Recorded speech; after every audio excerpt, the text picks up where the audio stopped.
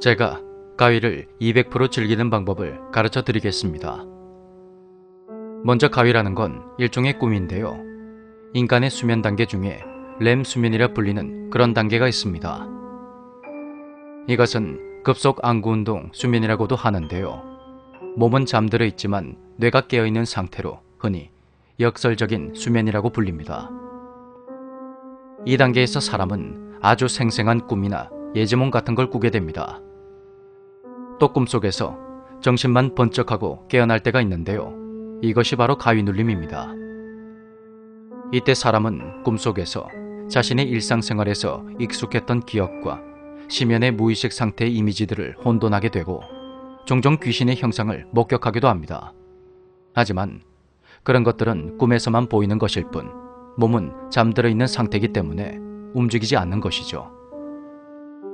여기서 본인의 의식이 좀 더 뚜렷해지면 자각몽, 즉 루시드 드림을 꾸게 되는 겁니다. 자, 이제 가위에 눌린 상태를 상상해 봅시다. 몸이 움직이지 않고 상황에 따라 이상한 소리도 들릴 겁니다. 그리고 처녀 귀신이 보이거나 폭발로 하반신이 날아간 군인 등 별의별 기괴한 형태를 볼 수도 있습니다. 뭐 아무것도 들리지 않고 보이지도 않을 수도 있습니다. 몸을 움직여 보려 하지만 꿈쩍도 하지 않습니다. 그럼 그때부터 이건 꿈속이고 난 지금 꿈속에서 정신만 완전히 깨어있다는 걸 자각해야 합니다. 온전히 집중해서 이 상황을 꿈이라고 자각해야 넋이 나가선 안 됩니다.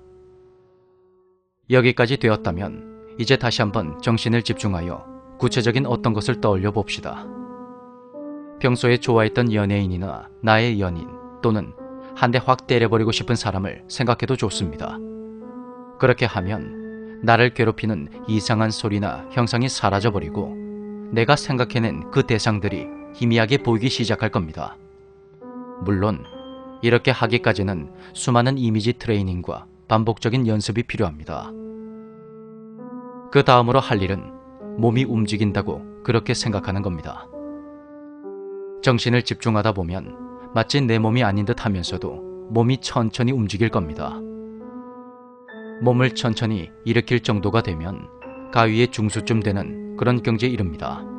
하지만 제3자의 시선에서 본다면 당신은 곤히 자고 있는 것처럼 보일 뿐 실제로는 전혀 움직이지 않습니다. 순전히 나의 정신력과 집중력으로 이 단계까지 와야 하기에 반복적인 훈련이 필요하죠. 그럼 이제 가위에 눌린 상태에서 무엇이든 해봅시다. 그곳은 오직 당신의 세계입니다. 무엇이든 할 수 있고 어디든 갈 수가 있습니다. 그것이 설사 옳지 않은 일이라 해도 말입니다. 그래봤자 실제로는 자고 있는 것에 지나지 않으니까요.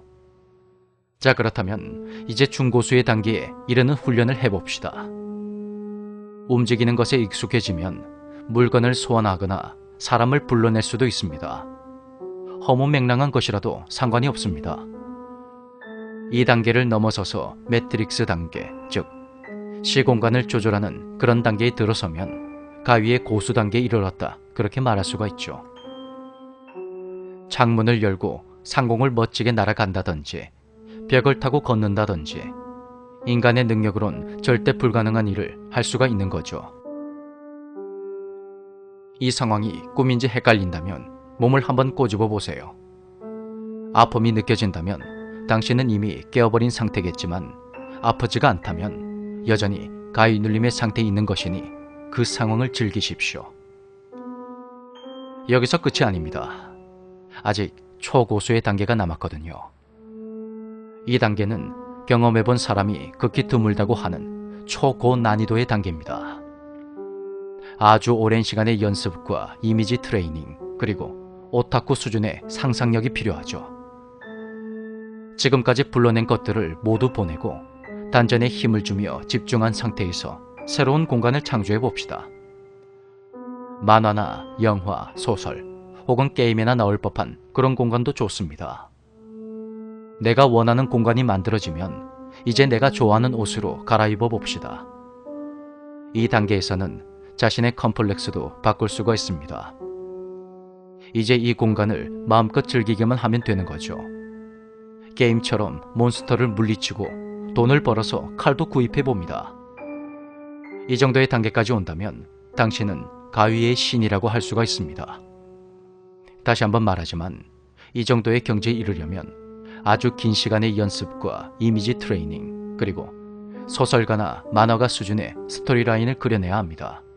또한 단시간에 공간을 창조해야 하기 때문에 반복 학습이 아주 중요하죠.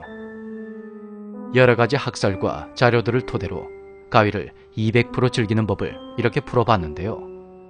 연습 못지않게 가위에 눌리는 타이밍과 가위 눌림의 느낌을 기억하는 것도 중요합니다. 물론 가위에 잘 눌리지 않는다면 이 방법들 모두 쓸모가 없겠지만요.